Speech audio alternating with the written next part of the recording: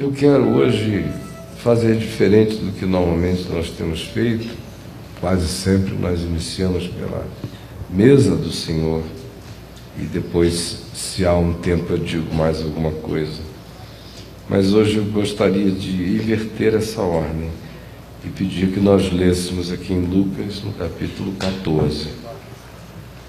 Lucas 14, do verso 25 em diante. Lucas 14, 25 em diante.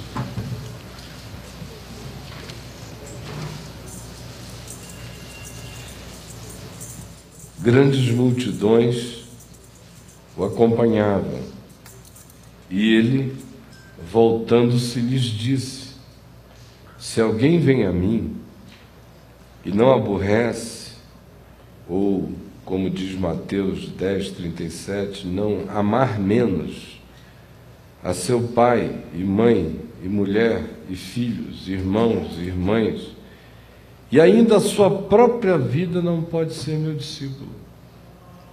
E qualquer que não tomar a sua cruz e vier após mim, não pode ser meu discípulo. Pois qual de vós, pretendendo construir uma torre, não se assenta primeiro para calcular a despesa e verificar se tem os meios para concluir? Para não suceder que, tendo lançado os alicerces e não a podendo acabar, todos os que a virem zombem dele, dizendo: este homem começou a construir e não pôde acabar. Ou qual é o rei que, indo para combater outro rei, não se assenta primeiro para calcular se com 10.000 homens poderá enfrentar o que vem contra ele com 20.000? Caso contrário, estando outro ainda longe, envia-lhe uma embaixada pedindo condições de paz. Assim, pois, todo aquele que dentre vós não renuncia a tudo quanto tem, não pode ser meu discípulo. Essas são palavras muito pesadas, que a maioria de nós não lê, não medita, não gosta de encarar, teme ouvir. Geralmente, quando pensa no assunto, sempre pensa se sentindo culpado, mal, porque a veemência da demanda é de uma visceralidade chocante. O interessante é que Jesus diz o que diz às multidões, porque havia muita gente no fluxo dos acontecimentos que começaram aqui no capítulo 14. A gente vai observando um movimento de amontoamento humano, cada vez mais gente chegando, de modo que o que começou num banquete, uma festa, a intimidade de convidados selecionados, já está agora aqui num ambiente muito mais amplo, de muita gente ouvindo o que ele vinha dizendo e ponderando. E no meio dessa multidão havia certamente muita gente sinceramente impactada pelo que Jesus estava dizendo. Ele, no entanto, nunca se impressionou com adesões massivas. Nunca sentiu que tenha ficado maior porque mais gente o seguia, e nem menor porque todos o tivessem abandonado. Ao contrário, o que a gente vê em Jesus o tempo todo é um não esforço de gregariedade físico-geográfica. A gregariedade que ele propõe é relacional, é de amor, mas não é de fixação geográfica, nem de controle. Por isso é que a maioria das pessoas que ele vai curando, ele vai mandando de volta para casa. Até mesmo o endemoniado gadareno, que era uma figura digna de toda atenção contínua Nós, se tivéssemos um gadareno na nossa vida que se convertesse ao Evangelho, ficasse liberto de uma legião de demônios e de ser o para-raio do inconsciente coletivo das cidades de Decápolis e de ser a figura arquetípica que a comunidade inteira precisava ver continuar louca por eles, e de repente esse indivíduo ser curado disso instantaneamente, ficar sentado em perfeito juízo aos pés de Jesus, e depois vir e dizer a Jesus: deixa eu ir contigo. A maioria de nós não ia nem deixar o homem fazer essa pergunta. Na hora que ele ficasse liberto, a gente ia dizer: olha, você vai ficar internado os próximos ano inteiro, espada a fé, porque a gente precisa ter certeza de que você vai estar bem. Aí Jesus confia tanto em Jesus, Jesus confia tanto no Espírito Santo, no amor de Deus, que o homem pede isso, ele diz: não. O melhor para você sou eu em você, do que você comigo. Volta para os teus, para os da tua própria casa, e dize a eles tudo que Deus fez por ti e como teve misericórdia de ti. Você o vê curando pessoas e devolvendo-as imediatamente na direção familiar, ou vê milagres acontecendo e em momento algum ele dizendo: olha, fica comigo e vem. Ele deixa as pessoas livres, de modo que nunca adesões o inflaram e nunca deserções o diminuíram. Ao contrário, ele diz palavras difíceis propositalmente, e quando as pessoas se chocam, ele não se satisfaz com o número dos chocados e ainda choca mais ainda, perguntando: quereis vós também porventura retirar-vos? Podem ir.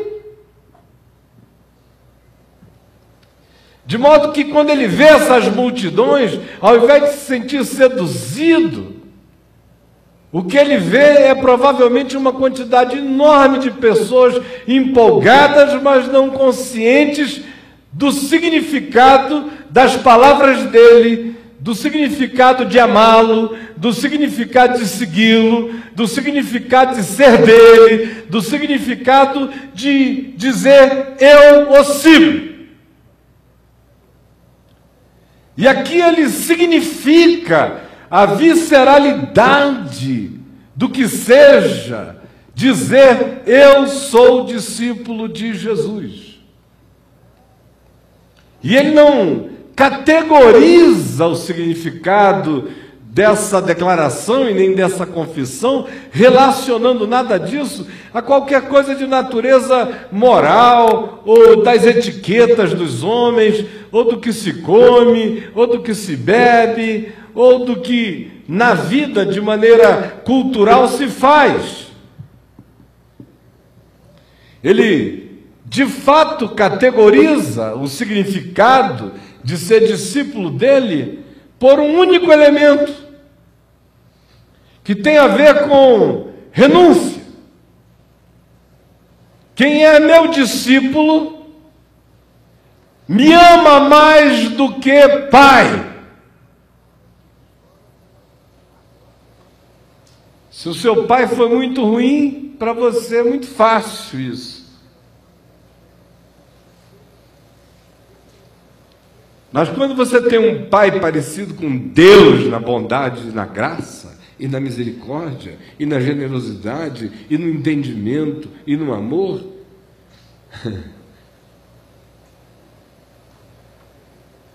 fica quase natural entender o coração de determinados filhos e filhas com pouco entendimento espiritual e que tiveram pais e mães tão generosos, bondosos, misericordiosos, humanos e grandiosos nas suas manifestações de amor para com a vida e o próximo. Fica natural entender esses filhos terem uma veneração quase beatificada, e algumas vezes até pedindo, depois que o pai e a mãe já não estão, que interceda por eles, de modo que eu sempre que vejo pessoas exercendo essa crença, cheia de amor, pedindo ao pai e à mãe que foram tão virtuosos e que já não estão, que não se esqueça deles, que interceda por eles. Eu tenho toda a compaixão e toda a misericórdia, porque eu os entendo. Se eu tivesse um pouquinho de superstição e não tivesse consciência do Evangelho no meu coração, seria uma coisa muito natural venerar o avô que eu tive, o meu pai que partiu agora, porque são figuras que te inspiram enormemente, e se você não se acautelar, o seu coração corre o risco de colocá-los no nicho que se torna prejudicial. Aí vem Jesus e diz: olha, para ser meu discípulo, você tem que saber se você me ama mais do que o melhor pai, se você me ama mais do que a sua melhor mãe. Geralmente as pessoas têm problemas com pai e com mãe, e os problemas com pai e com mãe significam um problema para o indivíduo que tem um problema com o pai e com a mãe, porque ele às vezes tem problemas muito mais graves com os filhos. Isso não significa problema para eles, como é o problema deles como filhos, com o pai e com a mãe. Então, que eles não conseguem ser generosos para com o pai e a mãe, porque o pai e a mãe é que teriam a obrigação de ser compreensivos e generosos com eles, como eles acham que esse é o papel do pai e da mãe, compreender e serem generosos, e como o pai e a mãe não compreendem e não são generosos, eles são, portanto, antitéticos e agressivos em relação a pai e a mãe. Mas se o filho chegar em casa, esbofetear, bater, agredir, virar a mesa, ameaçar o pai, a mãe, vomitar bêbado na mesa, aí a compreensão e a misericórdia tendem a ser muito maior do que para com o pai e com a mãe, por muito menos. Agora, quando o filho é legal, é bom, é maravilhoso, é aquele tipo de filho que faz o pai e a mãe se sentirem lisonjeados, porque ele se torna a nossa imagem, a nossa semelhança melhorada, e aí você amá-los menos do que a Jesus, começa a ficar complicado, e você diz: eu não estou lhe entendendo, porque eu amo ao Senhor Jesus mais do que tudo. Mentiroso. Ama nada. Você não ama nem mais do que o carinha que você encontrou na noite ontem no bar. Se tiver uma proposta para fora do Evangelho, você vai. Aquele que quiser ser meu discípulo tem que me amar mais do que pai, do que mãe, do que filho, do que filha, do que irmão, do que irmã, mais do que a sua própria vida. Porque se alguém quiser ser meu discípulo, deve tomar a sua cruz, antes negar-se a si mesmo, tomar a sua cruz e me seguir. Do contrário, não avaliar o significado de ser meu discípulo vai trazer muita vergonha existencial, histórica, muito conflito, muita guerra, muita milícia interior, muito sentimento de acachapamento frente à vida, muita frustração, muita sensação de culpa, muito autoesmagamento, porque qual de vocês vai tomar uma decisão dessa sem consideração, sem ponderação, sem reflexão? E notem, eu lembro, ele está dizendo isso às multidões, que não gostam desse tipo de apelo, não gostam desse tipo de proposta. A multidão quer um show de cura, quer o show da fé. A multidão quer qualquer coisa que lhe seja um afago, que lhe seja pão, que lhe seja cura, que lhe seja facilitação, que lhe seja baú da felicidade. E é justamente para esse grupo que ele diz: olha, se vocês que estão aqui, nessa multidão toda, não ganharam consciência do significado de quem eu sou e do que implica me seguir sendo meu discípulo, eu quero dizer isto. Na prática, vocês vão ter que me amar mais do que a pai, do que a mãe, do que a filha, do que a filha, do que a mulher, do que o marido, do que o irmão, do que a irmã, mais do que a vocês mesmos. Para que isso aconteça, vocês vão ter que negar o self, o si mesmo, que é essa construção fabricada, que é subproduto do curso do mundo, das influências e das circunstâncias, da cultura familiar, das projeções dos pais, das transferências que nos são feitas e a gente abraça para nós, dos desenvolvimentos ou neuróticos, ou paranoicos, ou de qualquer natureza que a gente vai fazendo, ou com as responsabilidades que nos dão, ou com o sentimento de rejeição que a gente pensa sentir, ou experimentar, ou de fato sente.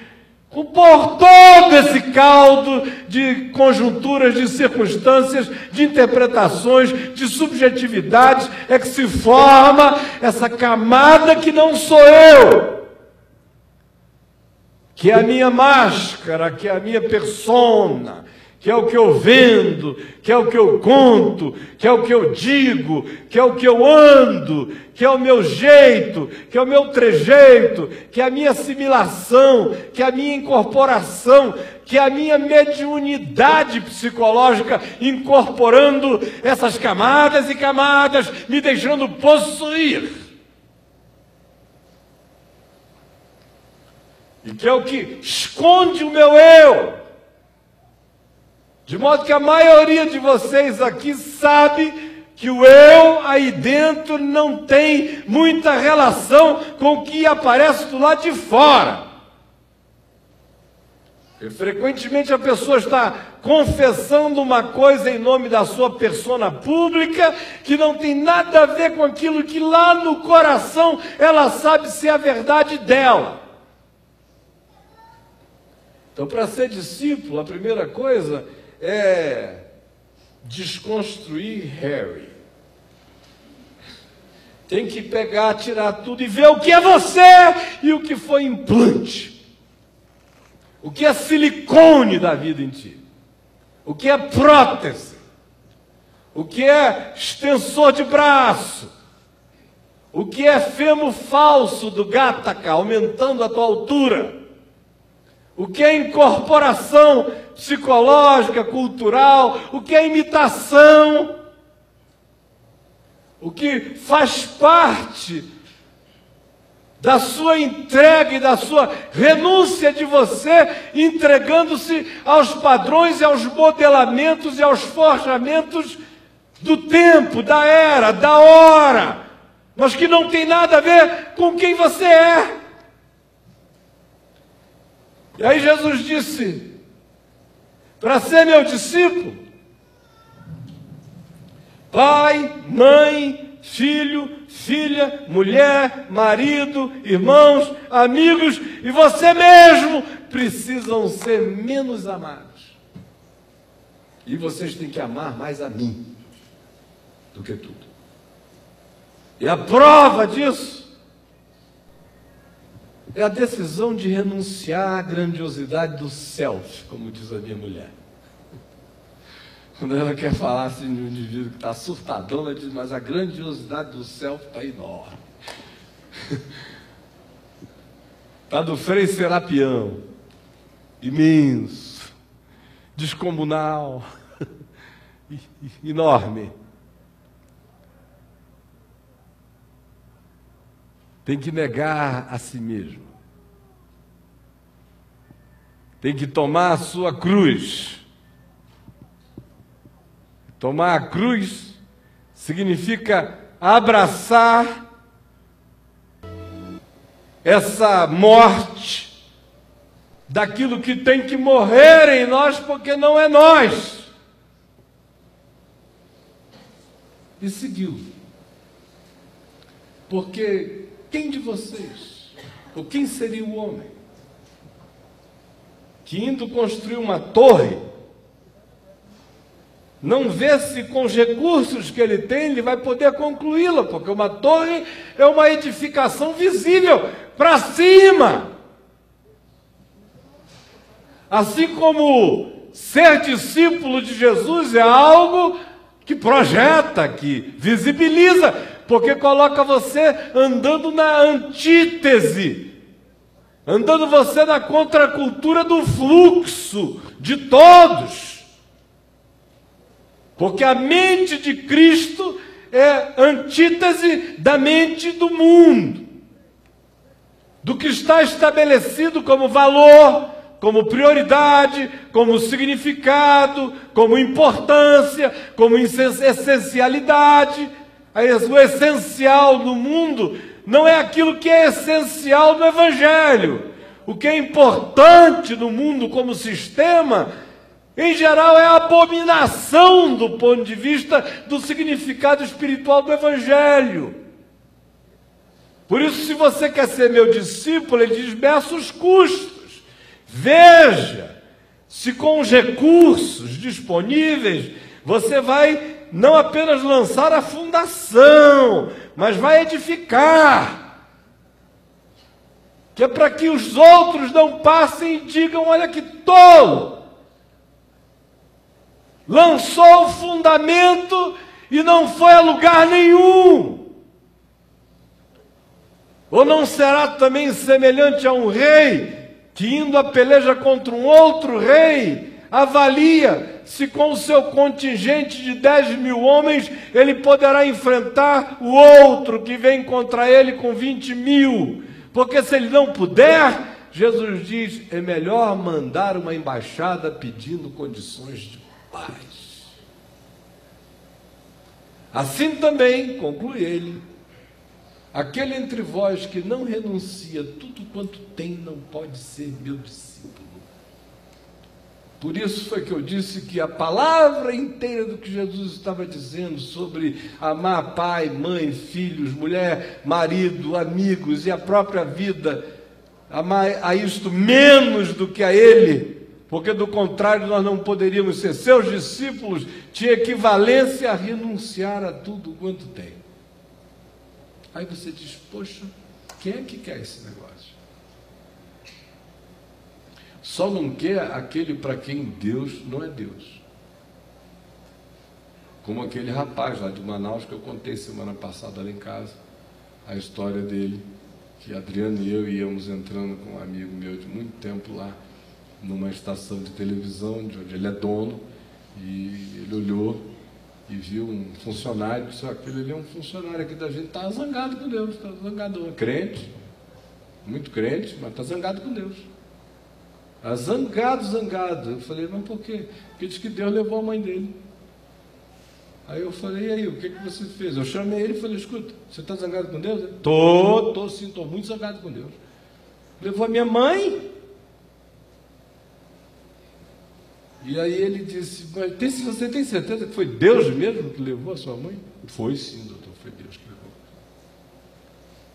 Foi Deus mesmo? Foi Deus. Você tem certeza que foi Deus? Claro que foi Deus. Escuta, não foi o diabo não que levou a tua mãe? Não, que é isso? Que o diabo nada, foi Deus que levou a minha mãe. Falou, mas pois se foi Deus, mas é Deus, Deus é legal, Deus é bom, Deus é amor, é Deus mesmo que você está falando, né? E você está zangado porque foi Deus que levou a tua mãe? Meu irmão, e a alternativa? E se tivesse sido o diabo que tivesse levado a tua mãe? Ou Deus não é maravilhoso para você? Porque se for, qual é o teu problema?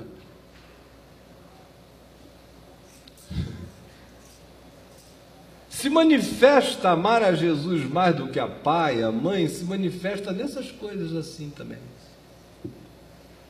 Qual é o meu problema se hoje está fazendo um mês que meu pai foi levado para o Senhor? Eu digo aleluia.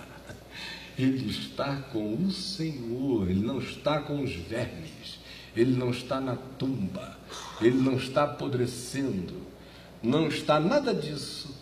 Ele está em glória. cheio de glória. E se eu amo ao Senhor mais do que ao meu pai e do que a minha mãe, a passagem do meu pai para o Senhor é glória.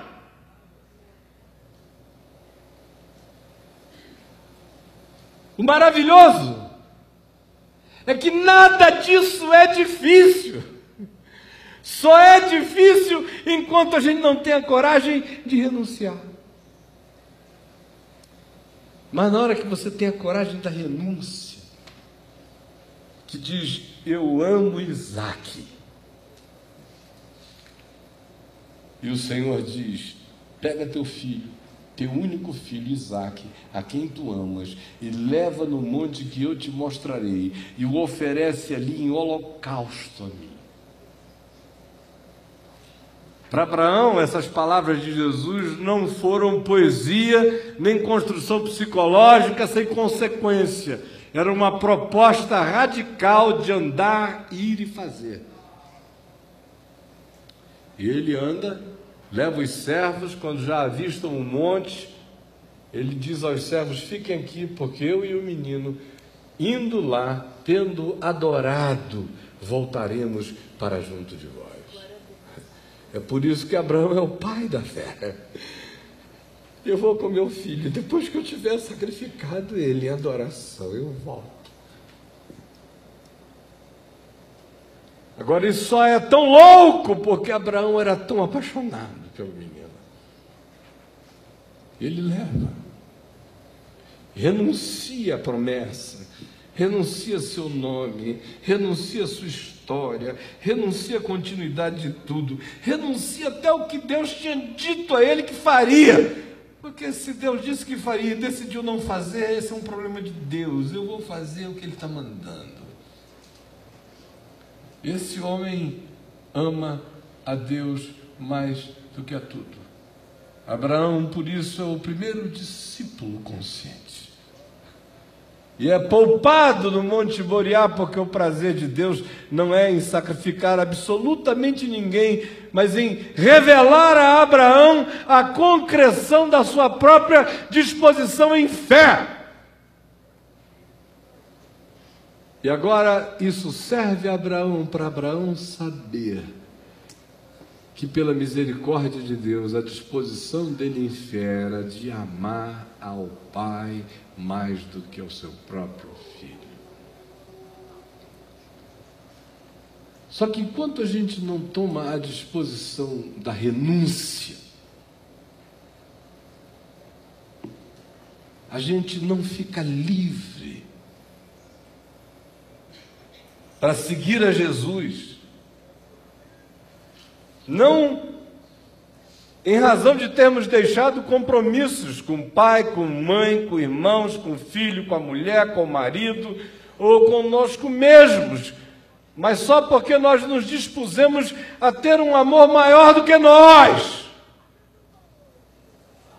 e maior do que aquilo que nos gerou, que nos produziu, porque esse amor é aquele que gerou todas as coisas e é o sentido da nossa existência. Aí quando isso se instala na gente, o passo da libertação é o de renunciar a tudo quanto tem. Não significa que você vai sair de casa, que você vai deixar o pai, ou a mãe, ou os filhos, ou a mulher, ou o marido, ou os irmãos, nada disso. Mas vai significar que a sobrepujança do amor eterno de Deus em você vai colocar cada uma dessas coisas no seu próprio lugar, o que vai dar a você uma libertação enorme para poder amá-los sem culpa, amá-los sem medo, amá-los sem dependência, amá-los sem codependência, amá-los sem karma, amá-los sem ligações e acorrentamentos entre o que a gente poderia chamar de o nosso destino e o deles, amá-los sem que nós nos liguemos ao que é pior neles, amá-los libertos do que seja a cultura perversa que porventura os envolva, de modo que essa renúncia só nos faz tê-los melhor. Essa renúncia só nos faz sermos melhores para eles. Essa renúncia só gera em nós uma relação de saúde para com eles. Mas enquanto a gente não toma essa consciência e não dá os primeiros passos, o chamado de Jesus parece para uma radicalidade tão visceral que seguir significa desistir da vida e carregar aquela aflição do cristianismo medieval que se chibateava, se chicoteava, se punia e pedia a Deus que chegasse logo a hora da cessação das tentações e dos desesperos e das vontades contidas e das repressões e de todas essas misérias que a gente conhece.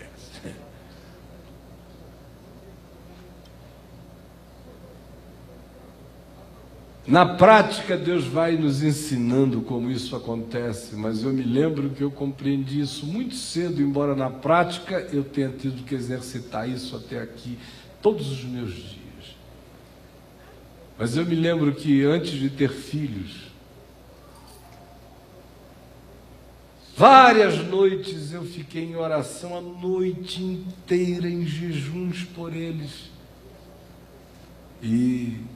E a oração que eu fazia era: Senhor, eu desisto de todos os meus filhos, se eles não viverem para o louvor da Tua glória, eu não quero tê-los, se eles não viverem para Te agradar, eu não quero tê-los, e se Tu decidires levá-los todos eles no mesmo dia, eu vou Te glorificar ainda assim.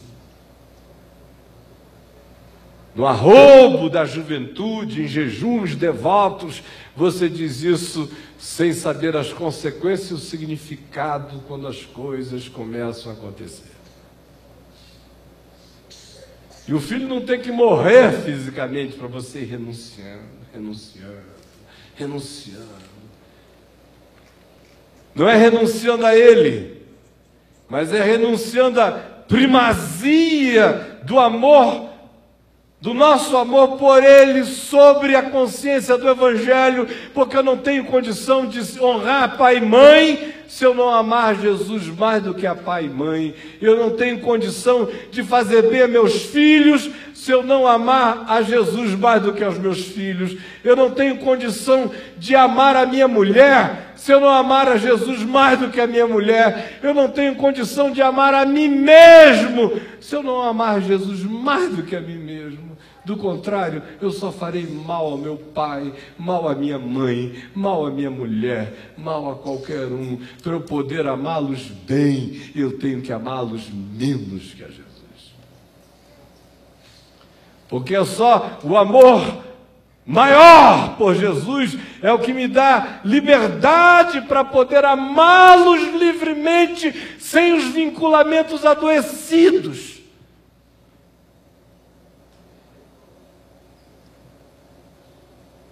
Quando você entende isso, você não perde nunca mais nada na vida. Porque você já renunciou a tudo antes. Tudo é bônus. E até a dor é bênção. Porque você tem um amor maior. É esse amor maior que fortalece você para a vida. É esse amor maior que capacita você à vida. Essa renúncia a tudo quanto prende, escraviza, cega, passionaliza, imparcializa, tira a visão, tira a percepção, tira a autopercepção, nos faz presos a destinos às vezes perversos, porque nós os amamos mais do que a vida em Deus e nos tornamos cativos de um tipo de vinculamento que nos leva para a doença. A única maneira de ajudá-los é amando-os menos que a Jesus. Não é amando-os menos. É amando-os até onde se deve e pode amar a pai, a mãe, a mulher, a marido, a filhos, sem que eles se tornem os deuses da nossa vida. é amá-los muito mais do que os amamos, amando-os muito menos que os amamos, porque amamos mais a Jesus. De modo que o amor por eles cresce, quando o meu amor por Jesus é maior do que por eles. E o meu amor por eles diminui, quando o meu amor por Jesus é menor do que deveria ser. Ou é do tamanho do amor deles, ou menor do que o que eu tenho por eles. Por isso é que Jesus disse que aquele que quer ganhar a sua vida, perde, aquele que perde a sua vida, ganha. Porque o que ele disse ganhar, ele usou a palavra do nosso condicionamento histórico, psicológico, existencial, do que significa ganho e conquista.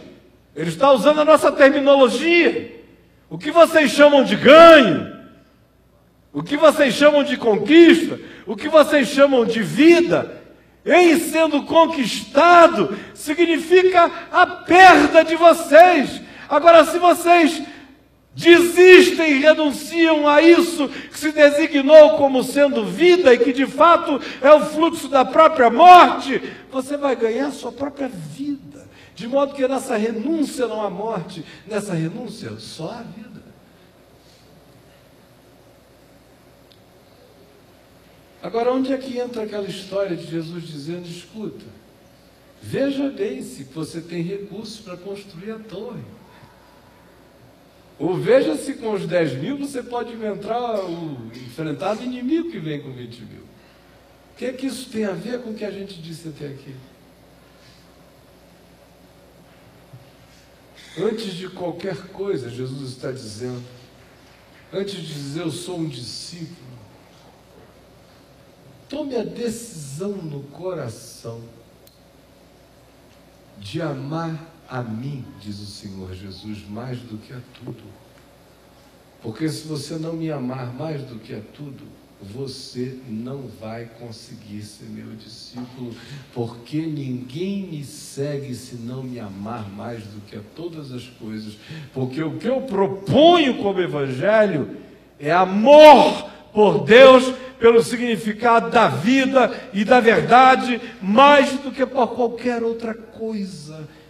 Não pode haver mentira de estimação, não pode haver homicídio justificado, não pode haver perversidade ungida, não pode haver vínculos de autodestruição e de destruição mútua no relacionamento.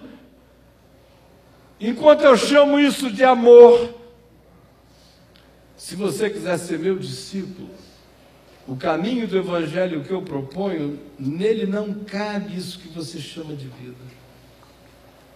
Por isso, meça bem. Sua vida vai ser vida se você me seguir, diz o Senhor. Mas o entendimento pagão, instintualmente animal que nos habita, não tende a concordar com isso, porque o que nos habita é esse desejo de dizer dá, dá, dá e dá. Por isso, se você não negar a si mesmo, você não vai abraçar a vida, porque o que você pede como vida, Deus não chama de vida, e é só quando você renuncia aquilo que se chama de vida sem que o seja, é que você descortina o significado da vida que é.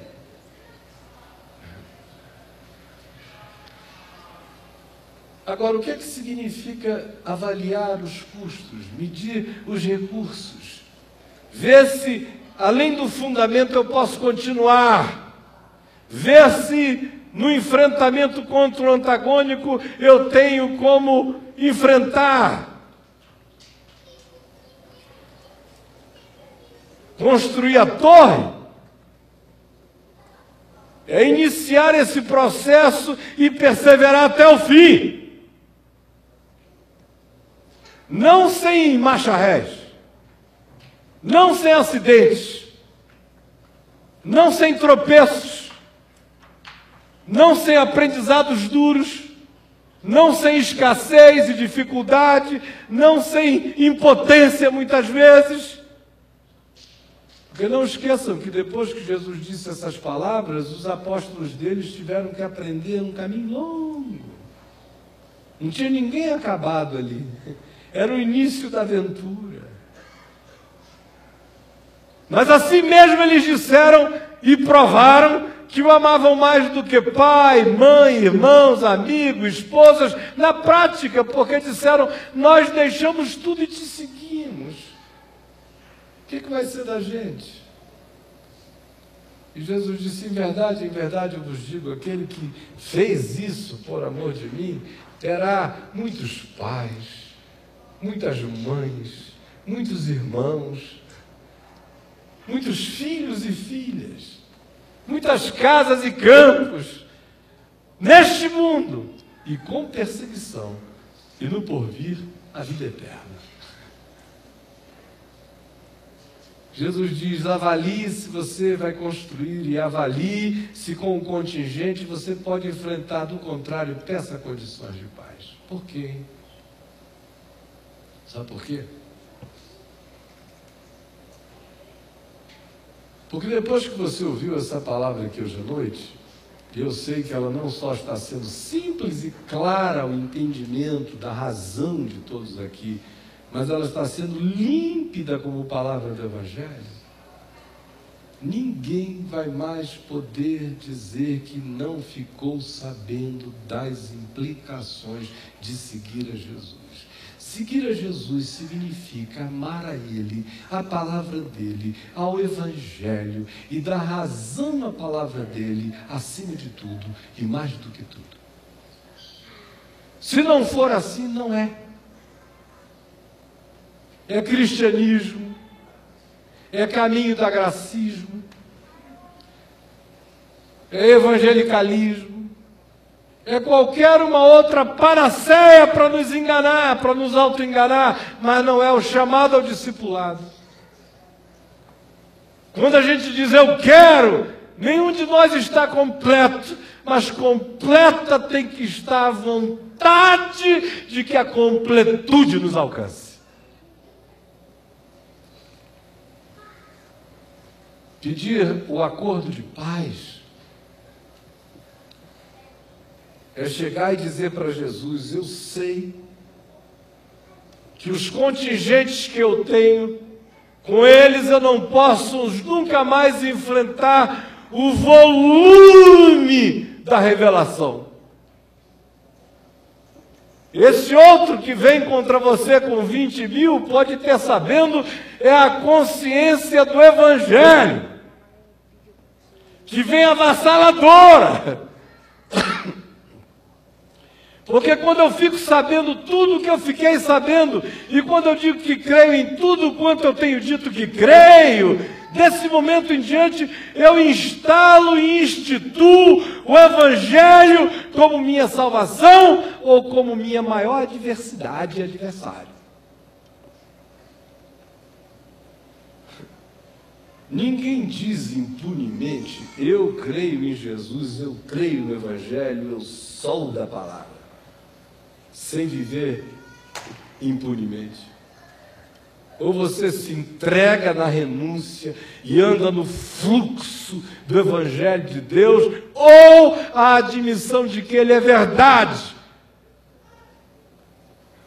mas uma admissão de que ele existe, que ele tem todo esse contingente, esse arcabouço que me supera, e eu não tendo na minha decisão interior manifestado a convicção da minha própria impotência de lutar contra e propor condições de paz, que significa renúncia do que eu tenho, do meu poder, do meu desejo de reinar, da minha supremacia, da minha capacidade de autogestão, de autodeterminação, e rendo isso tudo a Deus, ao Evangelho, à palavra, e no pacote eu entrego o meu maior amor, as minhas maiores admirações, os meus compromissos instintuais mais naturais, entrego até a minha própria vida e a deixo ser superada pelo amor de Deus em mim.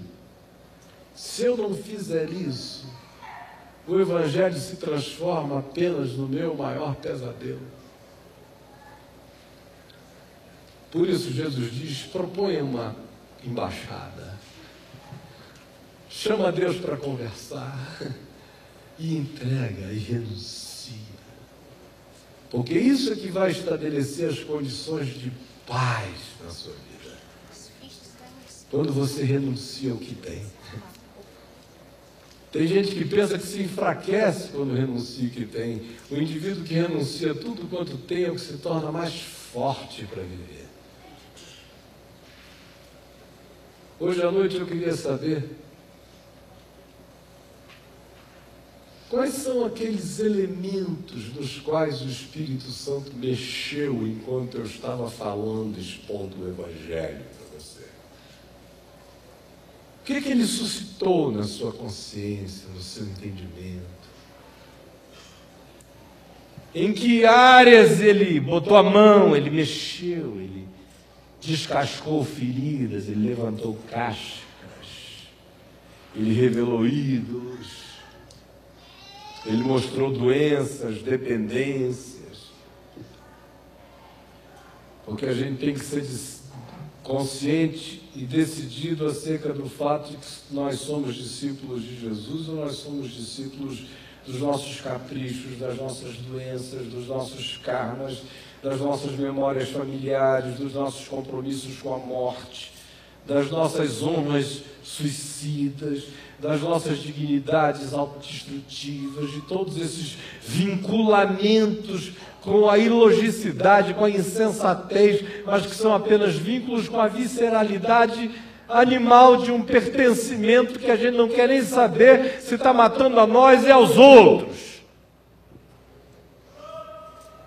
Se você quiser ser meu discípulo, Jesus diz, seu vínculo de vida e morte é comigo.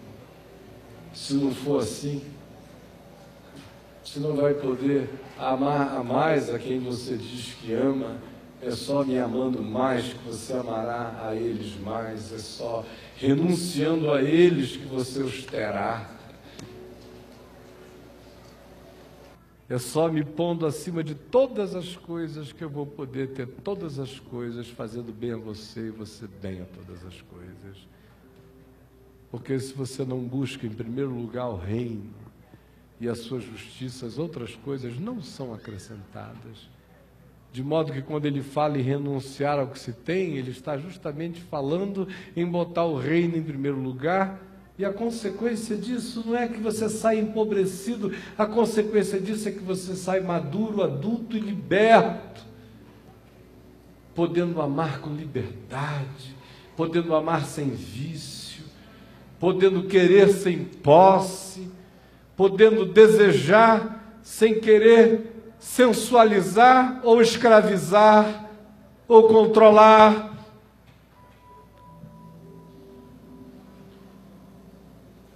E para que isso aconteça, eu preciso renunciar a mim mesmo, porque eu sou mau, eu sou controlador, eu não amo, eu quero possuir. De onde vêm os nossos ciúmes, as nossas invejas, as nossas mágoas, senão do anti-amor? Experimente amar Deus mais. Seus ciúmes vão diminuir. Experimente amar Deus mais. E você vai amar mais aqueles a quem hoje você deseja possuir mais apenas.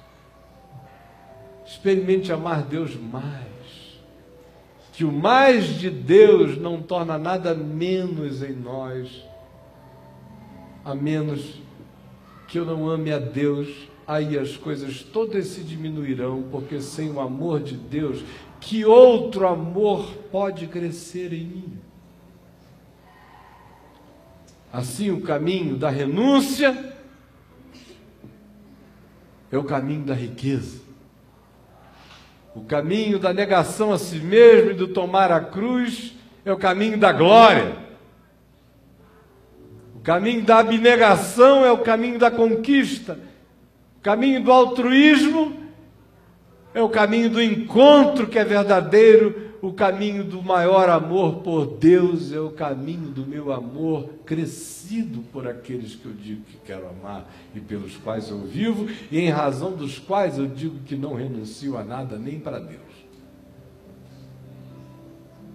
Deu para entender que a gente labora o tempo todo se agarrando naquilo que expulsa o que nos ama de nós, e que a renúncia a isso que faz aquilo que Paulo prometeu a Filemon em relação ao escravo Onésimo. Se você abrir mão e renunciar a ele como escravo, você o terá numa outra categoria, não mais como escravo, muito mais do que como escravo, você o terá como um irmão caríssimo, quer na carne, quer no Senhor. Mas para isso, o dono do escravo tem que renunciar à posse, tem que amar mais o reino. E aí, estranhamente, aquele que antes seria o escravo, seria o direito dele ter, possuir, usar, cresce e se torna irmão caríssimo no Senhor. Quando a gente renuncia por amor a Jesus, a gente não perde amores, a gente ganha amores. Amores que já não são vícios, já não são dependências. Amores que são amores, que a gente ama com liberdade. E a gente ama sem fazer mal, nem a eles e nem a nós. Porque até o caminho da minha autopreservação só acontece quando eu amo a Deus mais do que a mim. Porque quando eu amo a mim mais do que a Deus, eu só me faço mal. De modo que Jesus não está convidando nenhum de nós para o caminho da automutilação. Ele está dizendo, jogue fora essa carcaça, porque o que vai sobrar é você. Tome a sua cruz, porque o que ela vai produzir é mais você ainda. E tomar a cruz e jogar fora essa carcaça tem essas implicações de abdicação dos nossos ídolos e dos nossos nichos emocionais, afetivos e das nossas idolatrias, às vezes até estabelecidas pelo que a gente chama de piedade moral no relacionamento e nos vínculos que a gente tem. E às vezes só vai adoecendo e ficando cada vez mais mal com aqueles que a gente diz amar, chafurdando-nos nós mesmos na mesma doença deles. Aí entra Jesus e diz, ame mais a mim.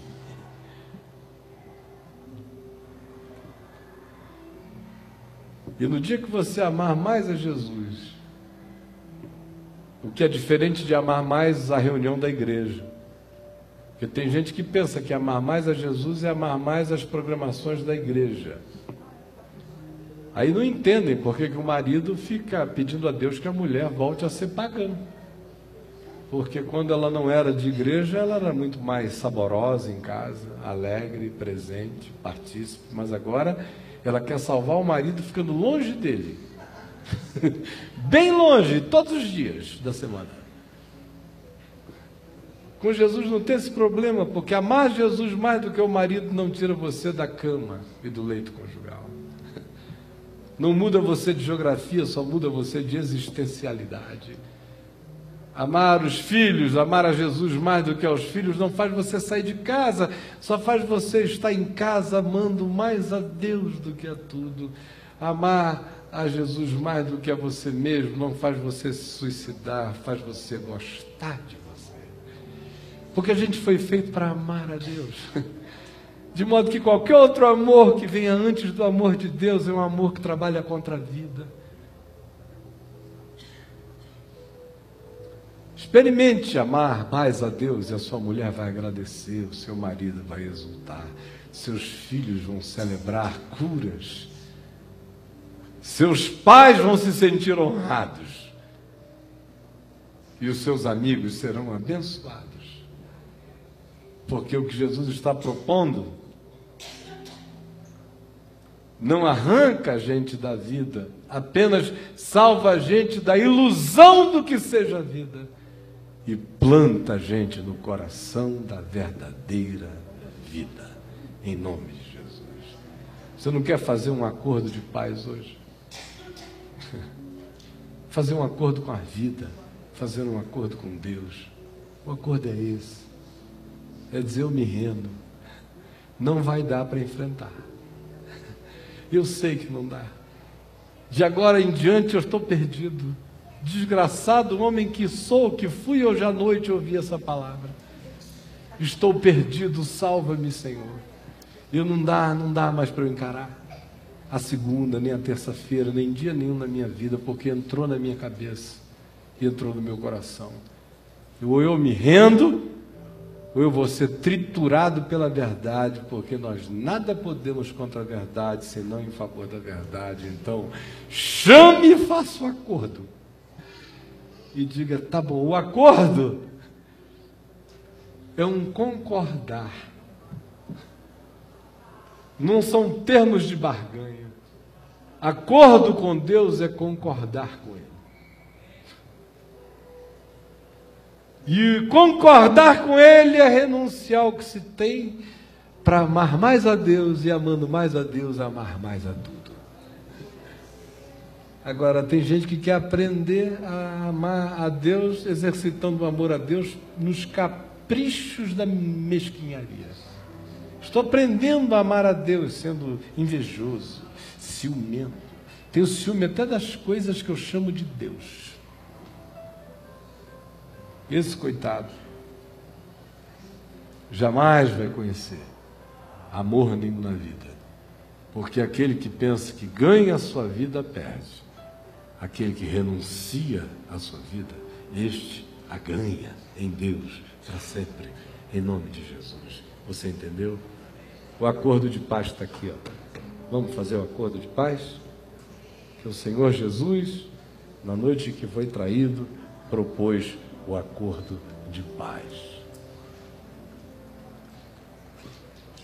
Concorde com Deus.